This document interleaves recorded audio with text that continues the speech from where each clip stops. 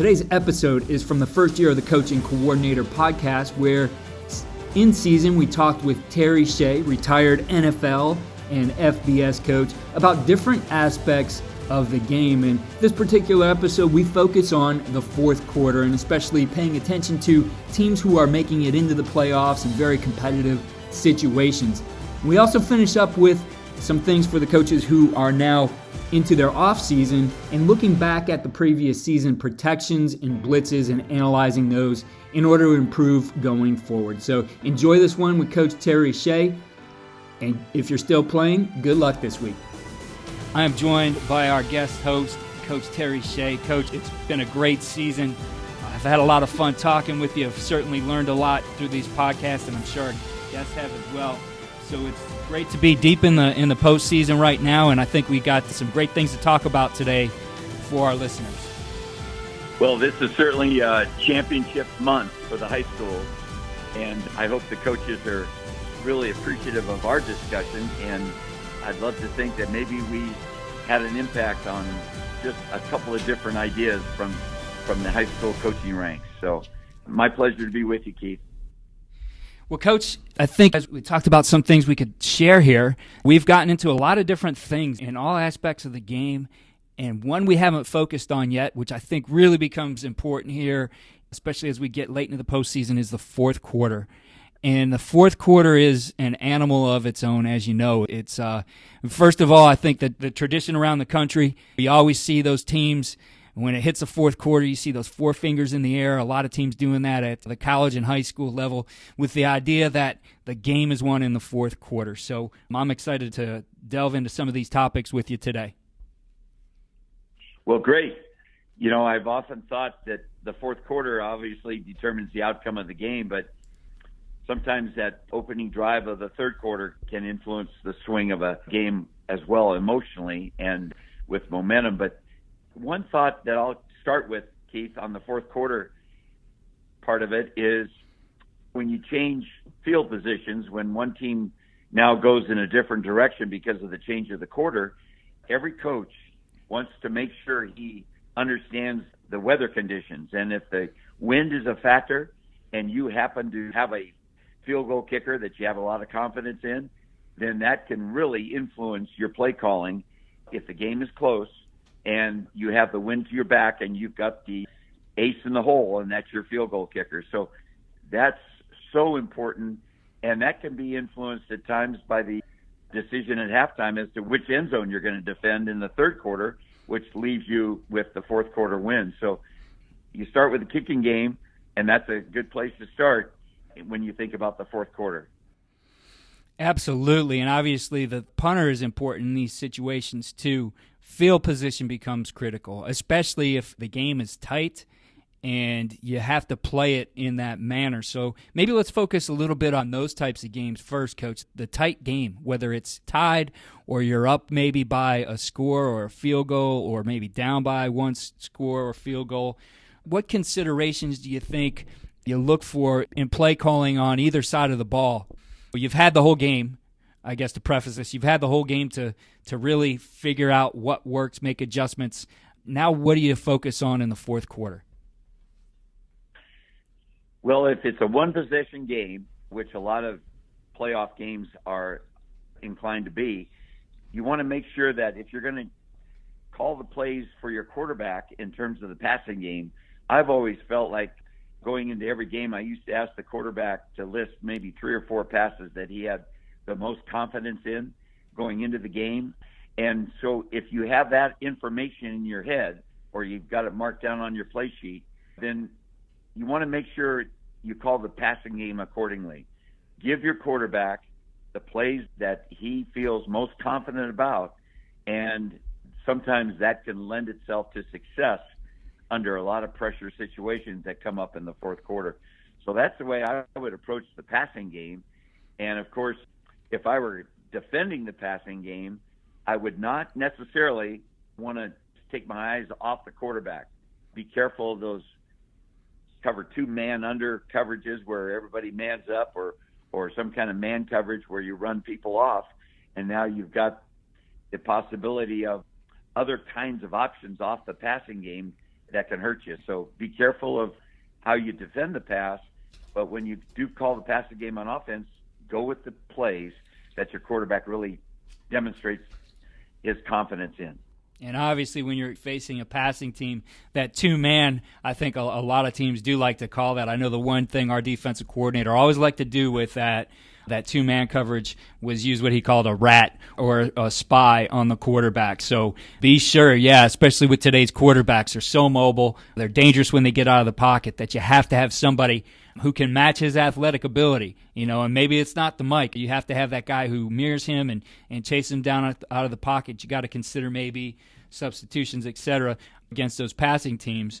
But obviously, the main thing on defense is you want to be sound. Might not be the time to take chances always on defense either. If you had something that's been working the whole game, sometimes it's sticking to the game plan and utilizing what's worked on defense as well. Oh, tremendously accurate on your ideas, Keith. The rat idea or the robber idea, when you go to that two-man coverage or any kind of man under coverage, boy, I've always told the quarterback, if you see that kind of coverage against you, don't hesitate to make it into an automatic quarterback draw. And, of course, the robber or the rat or the spy defender can take care of that on the defensive side. But from an offensive side, quarterbacks have license to run with the football when they see that two-man. Coach, let's flip the script now, and let's talk about being on offense, first of all, when you're up by more than one score, and maybe a change in how you focus in the fourth quarter. And I think I've always believed I really like the up-tempo. I've used a lot of up-tempo in what I've done, especially in the past decade. But I've believed you have to have the ability to slow things down and manage the game, especially when you're up. You don't want to tempo yourself out of a lead and have a quick 3-and-out and allow the other team more opportunities on the field. So now you have to think about things you can do to slow things down. The challenge, if you've been a no-huddle, up-tempo team, is how do you do that? For me, I kind of evolved in my thoughts on that. I remember we were playing Otterbein, and we had a situation where we just need to run the clock out. A first down ends the game because we could take a knee, and we're on a critical situation on a third down. We're out there, standing there, looking at the sideline. We false cadence. We look back over to the sideline. We're holding for the clock. They change their defense in the middle of it. Fortunately, we didn't have a mechanism in place for our quarterback to look back again, but he saw the change and actually threw a fade down the sideline, gave the head coach a heart attack and asked me what we were doing, but we caught it and then we took a knee to end the game. I think for me, the thing I got to is I didn't like to go out there and show my formation for that long to a defense. So what we would do is huddle, and we found that actually our players still like getting the signals, and it's odd for them to hear a play when they're used to just seeing signals. So we would just let them look over to the sideline, get the signals in the huddle, hold for the clock, and then go ahead and spring out of the huddle with about 12 seconds left and snap the ball with about 3 or 4 seconds left. So I think you have to consider that managing the clock is an important part of the game, even if you're a hurry-up, no-huddle team. Oh, yes. And anytime you can huddle when you're on the offensive side of the ball, it lends itself to deceptiveness, and you don't expose, as you indicated, your formations any longer than you need to. I reflect back, Keith, to my experience with Bill Walsh for those 3 years at Stanford, and he made one comment to me that I'll always remember, and he said that more games are lost with the 2-minute drill than are won with the 4-minute drill. And the 4-minute drill basically is when you're ahead by a score, by one possession, and you've got to run the clock out, and you don't want your defense to come back on the field and have to win the game for you. So what Coach Walsh was referring to with that kind of a quote was that a lot of teams will give their practice time to the 2-minute drill, but they tend not to practice the 4-minute drill. And when you have something that is as important as this and it's not practiced, boy, you'd be surprised how many mistakes can occur when you're trying to run the clock out. If the coaches want to take heed, you want to make sure that you give some practice time to, okay, boys, we're in the 4-minute drill. Here's what we're going to call. Here's what the running back or the back the ball carrier has to understand, and quarterback, don't throw incompletions. If we do throw a pass, you take a sack. If anything, to keep the clock running. And those are reactions in a game that are not normal for a quarterback to not want to take a sack, or take a sack and not want to throw the ball away. That's something that goes across against his grain as a quarterback. And as a ball carrier, when you get to the sideline, you're so used to being comfortable running the ball out of bounds, you've got to stay in bounds. So that 4-minute drill needs to be addressed if you're really a detailed coach. Yeah, that was something always on Thursdays for us at the college level. We would have essentially scripted drives, and one of the things we would always script is a 4-minute situation. Now, because we didn't want, obviously, to be inefficient in the way we use time in practice, we weren't going to sit out there and watch a clock wind down, but we would have somebody serve as essentially the clock, and he would say when we want him to snap it, like he would give the quarterback cues. He'd say like 8 seconds. 8 seconds, we break out of the huddle.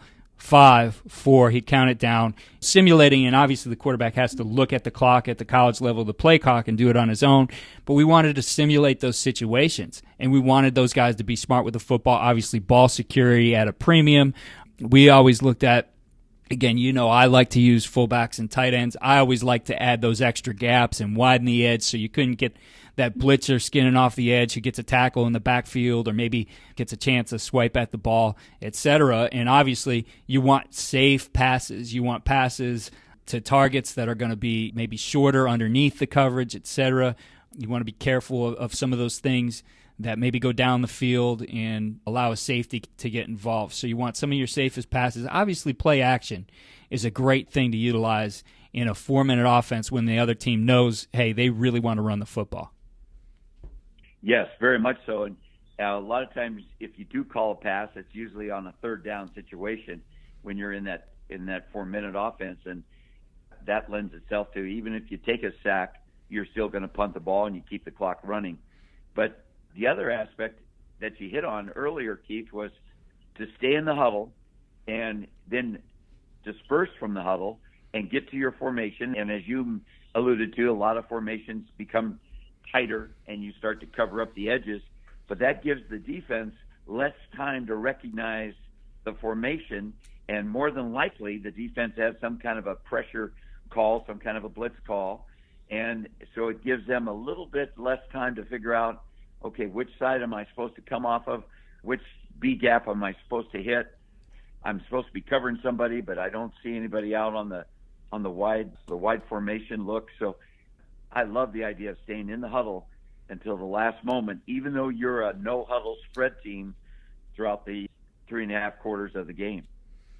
Absolutely, and I think when you can do that, when you can wrap your mind around maybe being multiple in your personnel groups, in your formations, and that becomes something that you do, I really do believe your 4-minute offense is a great opportunity to use some formations that the defense hasn't seen and adjusted to over the course of the game. And it's an opportunity maybe if, hey, they want a pressure situation, you might force them into situations where they got to check out of that and into something a little bit more vanilla, which obviously gives you the advantage.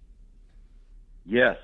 Here's one other idea for the coaches. When you're looking at your play options, be careful of giving the ball to a running back or a player who has not handled the ball during the course of the game or not handle the ball as much. I would lean toward giving the ball to the player who has carried the ball throughout the game or who might be your best player, and you want to make sure he gets to touch the football. So let the players sometimes dictate the play call, not necessarily the play itself.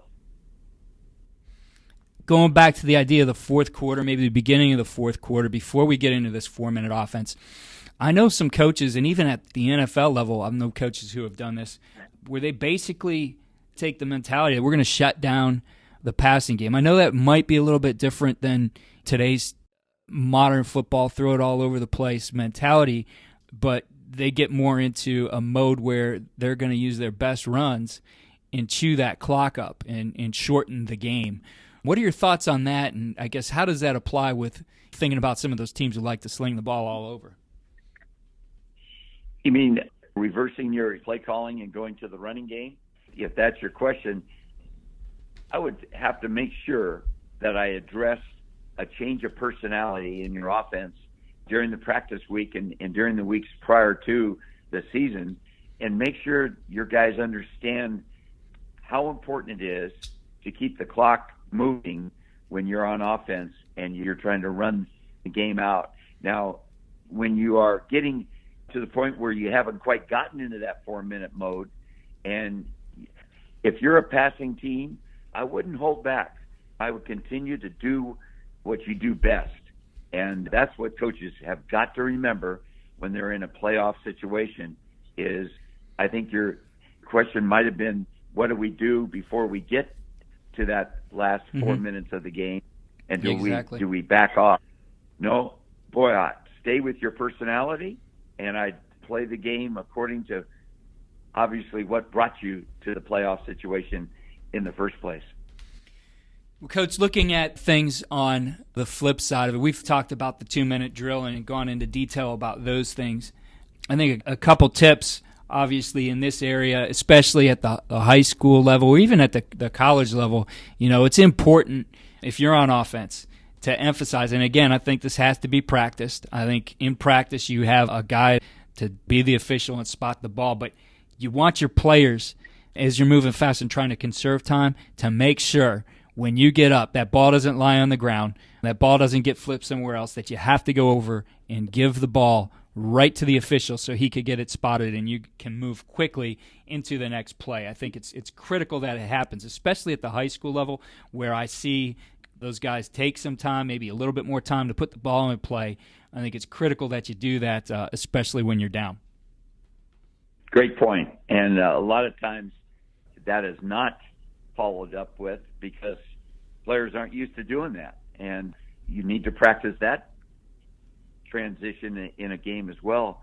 If I could leave one thought with the coaches about winning the game with a 2-minute drill, and the clock is your enemy, not the opponent, the idea that you have to almost instill in your quarterback is that incompletions, young man, are okay. Because by the time the ball is snapped and the time it takes a quarterback to deliver the football, you probably are looking at a total of 6 seconds. But if you throw a pass to a check down receiver and he gets tackled for 2-yard gain, now you're looking at a runoff of clock of close to 20 to 25 seconds.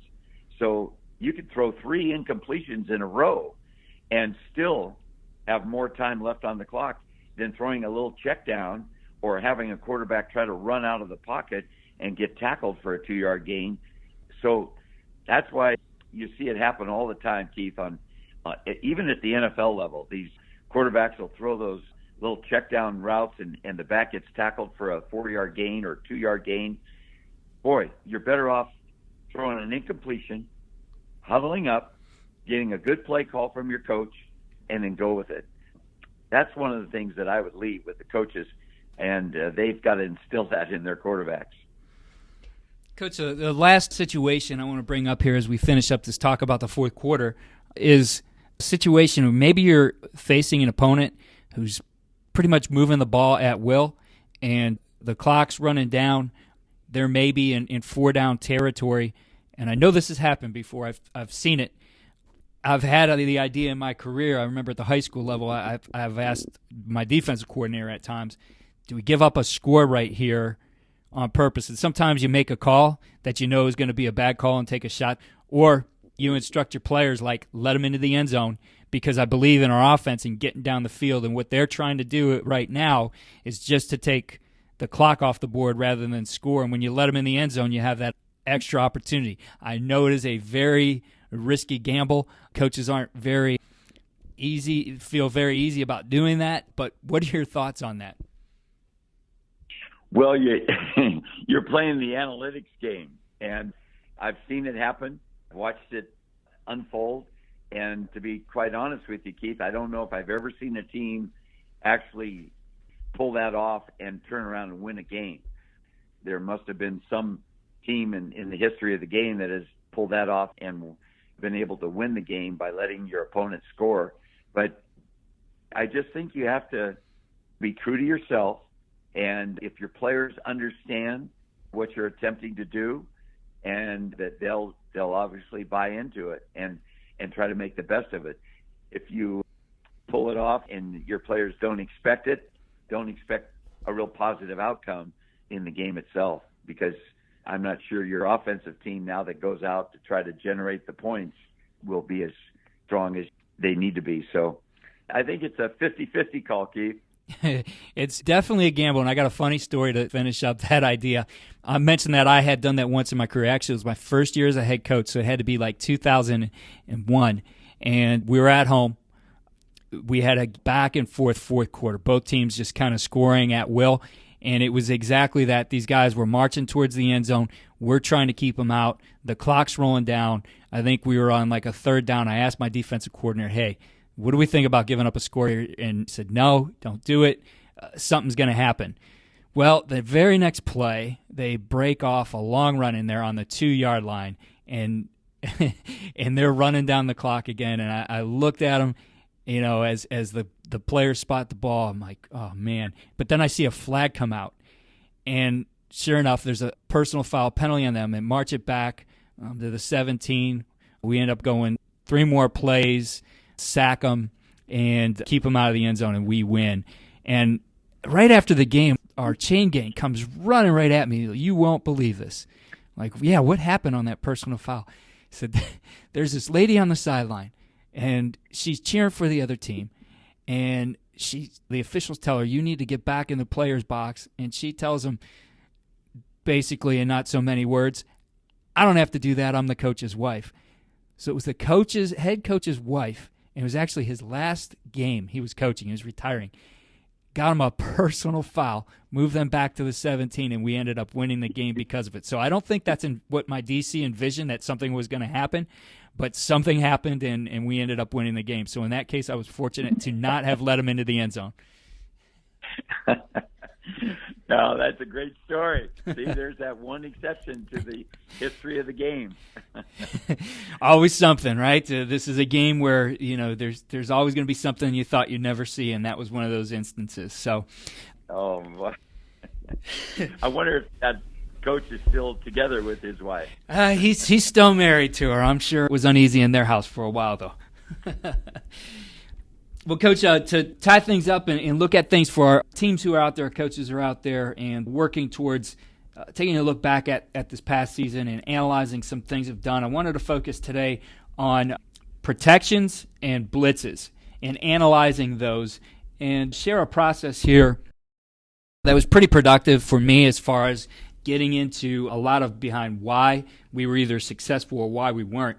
And a lot of what I did really revolved around the idea of my passing games are kind of built on a lot of Homer Smith principles, and one of those being that passes need to be calibrated and the ball should be out at certain times. So what we would do is put our protections on the clock, and for us, we wanted the ball out on a drop back, a 5-step, basically between 1.8 and 2.8 seconds.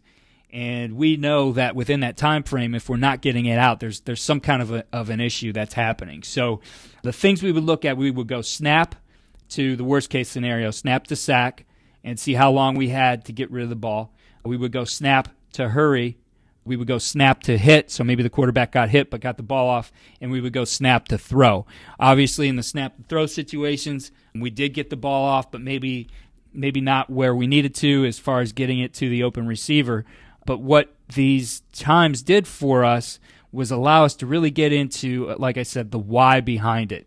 Why were we getting hit so quick? Why were we being hurried? Why was there a sack? And a lot of that we'd be able to at least point to the reason by the amount of time that it took. So if we had the ball for, let's say, 3 seconds, the quarterback should have had it out. So was it something in our routes down the field? Was it a coverage actually that was causing the sack? Was it something the defense did rather than an error in the protection?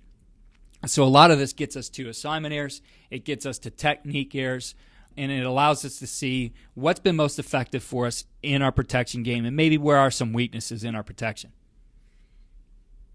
That's a very advanced approach, and I think it's a very thorough approach that you just described. You mentioned the 3-second figure. coaches have to really be on guard. There's so much of this 7-on-7 business being thrown around in football, and we do it every day in practice. But don't let your quarterback sit back there any more than 3 to 4 seconds and still have the ball in his hand. Have somebody on a counter, have somebody with a clock, some kind of a system where your quarterback understands that this is game-like, and your reference to 3 seconds, boy, that's what's got to show up on these 7-on-7 drills when you're practicing your passing game. And there'd be one other approach when you're analyzing your protections, and that would be, I would encourage the coaches to separate their protections into different categories: the 5-man protection and the 6-man protection and the 7-man protection and play action. So that'd be another very sound approach.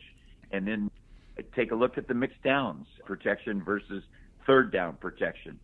So you can really divide up your study in a very methodical way and make sure you understand that maybe we don't go with this protection next year because it failed the litmus test. That's another approach as well, Keith. Absolutely, Coach. And I think when we flip that over, the approach obviously holds a lot of merit for the defensive side too.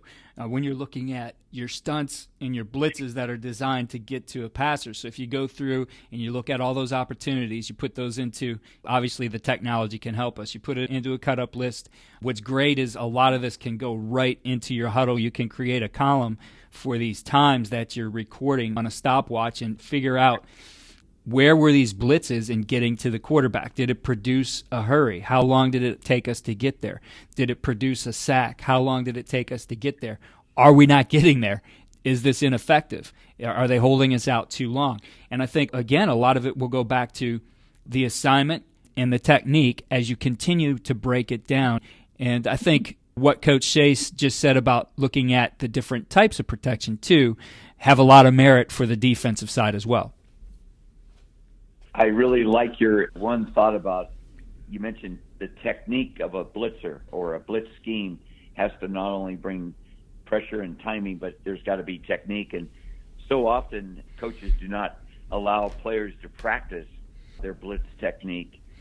So that's, or you look at some of the teams that really can get to the quarterback with their linebackers and their safeties coming through on blitz, or you want to make sure you practice that technique and create game-like situations where a defensive player gets to practice his technique of blitzing a passer, avoiding a protector, and then actually tackling the quarterback. So that takes a lot of good detailed practice time, but it's worth it. Coach, I will share the link. I wrote an article, actually it was probably a couple seasons ago at the end of the season, about this exact idea about improving your pass protection for the next year by conducting a thorough postseason analysis. So some of these ideas are detailed in there. And like I said, I think you can flip that around and utilize that article to think about things you'd want to analyze for your defensive schemes as well. Coach, next week, we're going to be into week 14 of the season. We'll continue our conversation, and we're leading up to our week 15, our final episode in the game plan, which is going to be on the big game. So one more week, and then we'll be talking about the big game. And we look forward to sharing more of these ideas with our listeners. Coach, it's been great to have you here as well. And I want you to mention before you go, Coach, your book and where our listeners would be able to find your book, which is, I think, one of the best, if not the best, book ever written on quarterback position. Well, thank you, Keith. You mentioned week 14 and 15. It sounds like we're rivaling the NFL in terms of a season.